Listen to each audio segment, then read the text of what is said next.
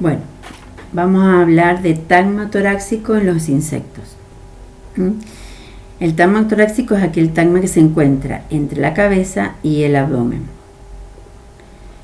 Las funciones principales del tagma torácico corresponden a la locomoción, porque allí vamos a encontrar los tres pares de patas y las alas. En esta vaquita de San Antonio vemos el primer par de alas, que son los coloreados, los que vemos habitualmente, y ese está inactivo, pero lo abre para que desplazarse a través de estas alas.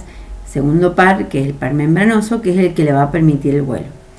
Entonces, se va a poder mover a través de el caminar con sus patas y a través de las alas, por eso la locomoción y el traslado.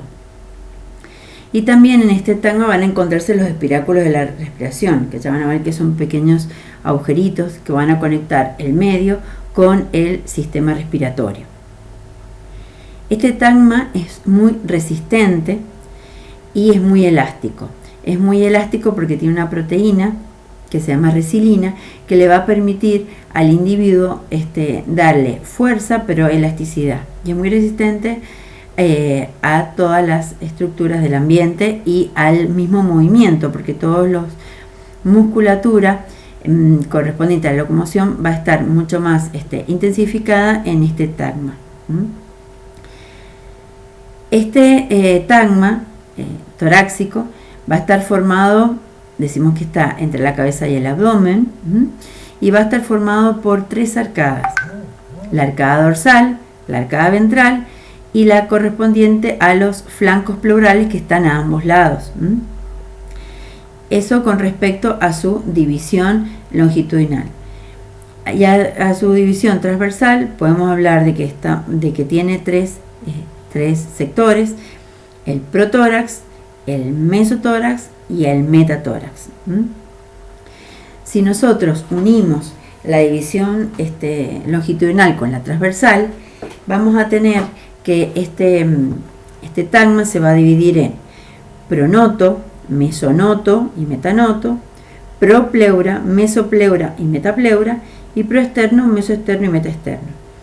Es importante esta división para poder orientarnos en dónde se encuentran estos apéndices importantes de este tagma, como por ejemplo la inserción de las alas, que se encuentra el primer par en el mesonoto y el segundo par en el metanoto, la inserción de las patas, que se encuentran todos sobre los flancos pleurales, un par a ambos lados del cuerpo en las propleuras, o el segundo par a ambos lados del cuerpo en las mesopleuras, y el tercer par a ambos lados del cuerpo en la metapleura.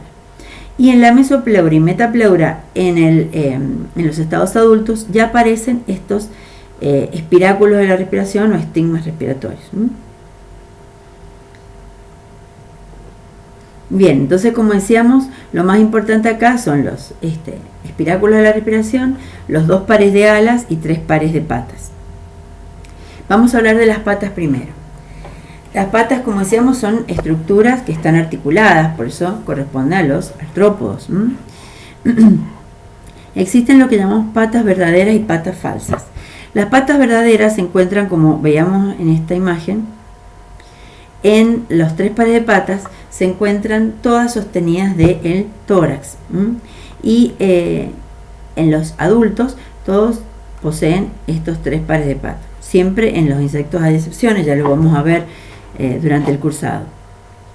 Pero también existen las patas falsas, que son aquellas patas que aparecen en los segmentos que van a corresponder, cuando el individuo se haga adulto, que van a responder al abdomen.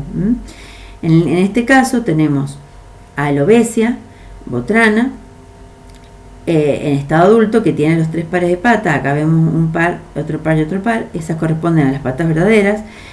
Y cuando así ha estado en su estado juvenil, como el caso de esta larva, que es una larva de Alobesia, aquí vemos los tres pares de patas verdaderas que corresponden al tórax, y vamos a ver 5 pares de patas falsas que corresponden al abdomen.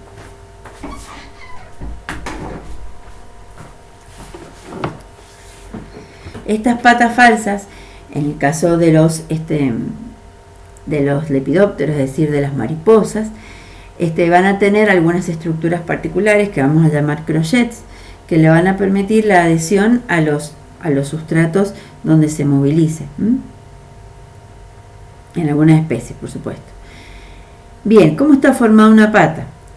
Bueno, está formada por la coxa, que va a ser la parte de la articulación de la pata con respecto al cuerpo, el trocánter, luego el fémur, que se va a encontrar bastante engrosado, tal vez en algunos es una de las piezas más gruesas o más anchas.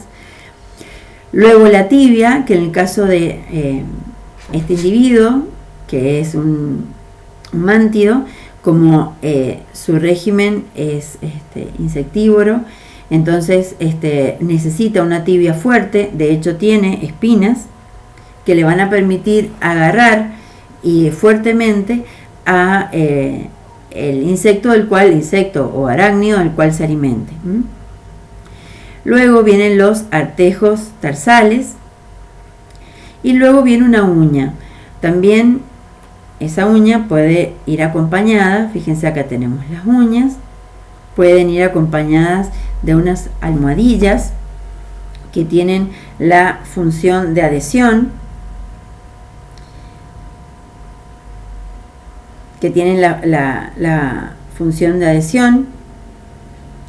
o también se llaman pulvillos. Si no, aparece una almohadilla entre las uñas que se llama aróleo, y también puede aparecer una seta que se llama empodio. Las uñas le van a permitir trepar y acceder a espacios o quedar sostenido en los tejidos de los cuales se está alimentando, está acoplando o se está anidando, y estas almohadillas le van a permitir adherirse en superficies más bien lisas o pulidas.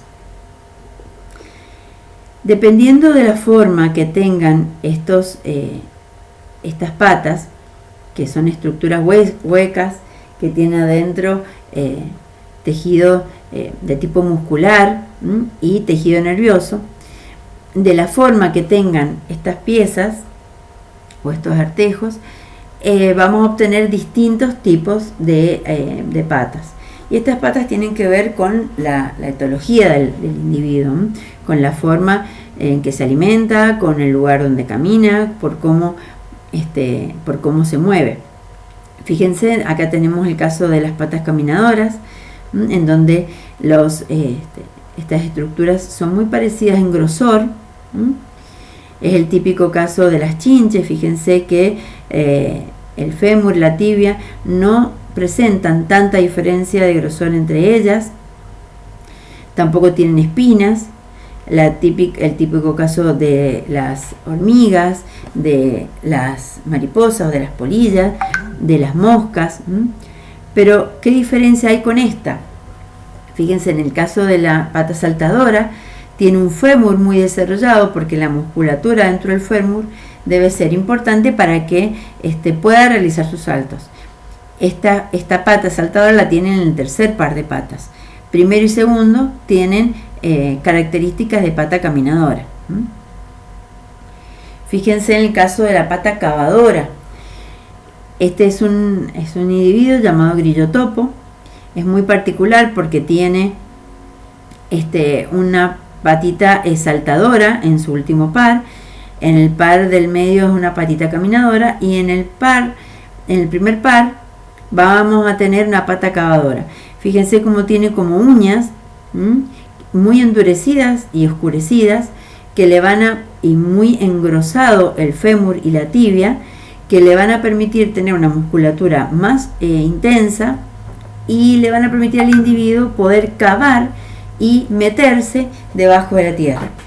En el caso del grillotopo, es un individuo que prácticamente se encuentra casi toda su vida debajo de la tierra, alimentándose de pequeños invertebrados y de raíces principalmente, y sale al exterior solamente para realizar la cópula, para que el macho se encuentre con la hembra. Además, en esta pata también en este individuo va a estar asociado también el encuentro de la hembra con un aspecto estridulatorio, que van a generar para encontrar el macho encuentra la hembra. Quien va a cantar va a ser el macho. Fíjense en el caso de la patita recolectora típica de la abeja, como tiene una gran cantidad de pelitos, y en esos pelitos ella va a poder, con esos pelitos va a poder limpiar su cuerpo que está lleno de polen, y va a poder llevar como un cúmulo de polen en la patita.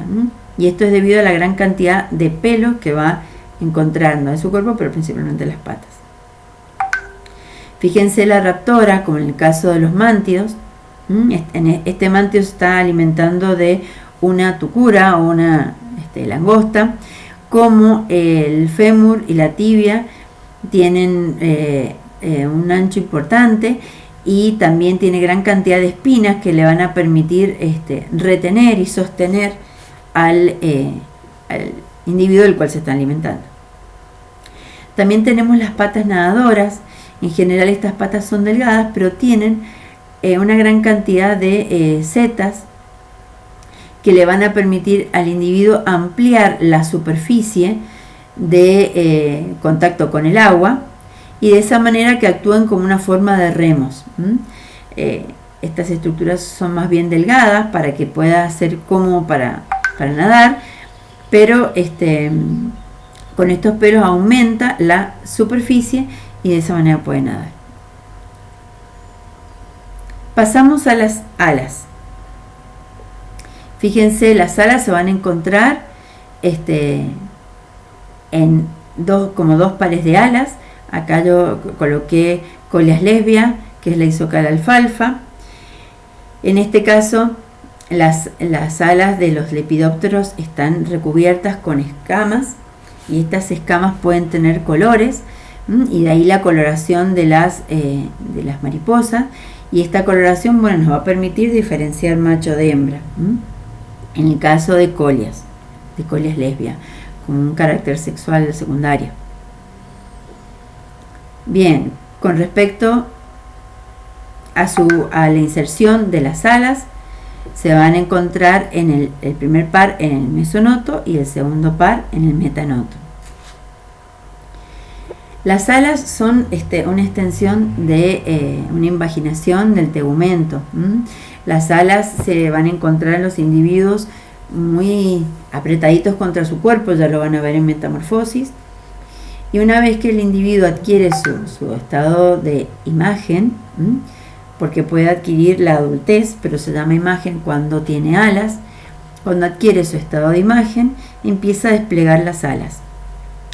Estas alas están constituidas por tejido, por membrana, pero están recorridas por nervaduras longitudinales y nervaduras transversales. Por esas nervaduras va a recorrer la hemolinfa, y en sus primeros momentos de imagen, es decir, en sus primeros momentos de adulto, esa hemolinfa recorre estas nervaduras y extiende las alas. Las alas tienen 3 márgenes: el costal, el anal y el distal. Y en esos márgenes hasta esos márgenes van a llegar, en algunos casos, estas nervaduras, en donde vamos a encontrar la nervadura costal, la subcostal, radial. Fíjense que empiezan con la R mayúscula. Esa radial se va a dividir en radial 1, 2, 3, 4, 5. Radial medial, que se va a dividir en medial 1 y medial 2, y medial 3 y 4. Cubital y anal. De la forma de estas nervaduras, de la presencia de ellas, de la forma en que se abren o de las características que tengan, podemos utilizar para identificar algunas especies. Es decir, que las alas tienen un carácter que llamamos sistemático, nos permite diferenciar distintas especies. Ya vamos a ver a medida que avancemos que las especies las vamos a diferenciar primero por su morfología externa, pero hay veces que son muy parecidas entre ellas o las tenemos en una trampa y tenemos que diferenciarlas. Bueno, las alas nos van a permitir diferenciar distintas especies. Bien, existen tipos de alas. Las alas pueden encontrarse y ser cortitas, como en el caso de los grillotopos. Fíjense que las alas son muy cortas y no tapan todo el cuerpo. Podemos tener alas que sean largas y cubran todo el cuerpo, ¿sí? O alas que superen el largo del cuerpo. En este caso, por ejemplo, en el caso de las termitas, vamos a encontrarnos que sus alas se encuentran no en todas las especies, esto es al igual que las hormigas, no todos los ejemplares van a tener alas, sino que algunos de las especies de este grupo o castas van a tener alas, los otros no, aun cuando la presencia de alas es característica importante y definitoria de los insectos. No todas las especies tienen alas, algunas durante su evolución las han perdido, y este es el caso de las termitas. Entonces, solamente la casta de los reproductores van a tener alas, y estas alas son membranosas, están formadas por membrana. Acá vemos algunas de las nervaduras que las recorren, y solamente tienen membrana, no tienen ninguna otra estructura, por eso le llamamos lampiñas, no tienen pelitos, no tienen escamas, ¿sí?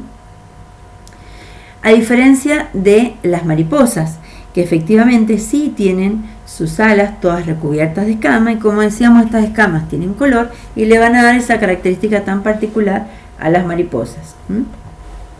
Entonces todo su cuerpo y sus alas tienen escamas, por eso se llaman membranosas, escamosas. Otros tipos de alas son las alas de los trips. Fíjense, son individuos muy pequeños y tienen dos pares de alas, como ven ustedes acá. Generalmente son de colores terrosos, pero bastante transparentes. Y estas alas, que son membranosas, son forma de sable, tienen algunos pelos largos que vamos a llamar con el tiempo macrotriquias. Pelos largos que les permiten hacer vuelos y aumentar la superficie de contacto con el aire. Fíjense las alas coriáceas, son las típicas alas de los coleópteros. Son esas alas endurecidas, muy endurecidas, que si yo quiero apretar un coleóptero me cuesta debido a la resistencia que me generan estas alas. Fíjense, esta vaquita tiene el primer par de alas coriáceo y el segundo par de alas membranoso. En este caso, este par de alas no es el que se moviliza en el vuelo, sino el membranoso.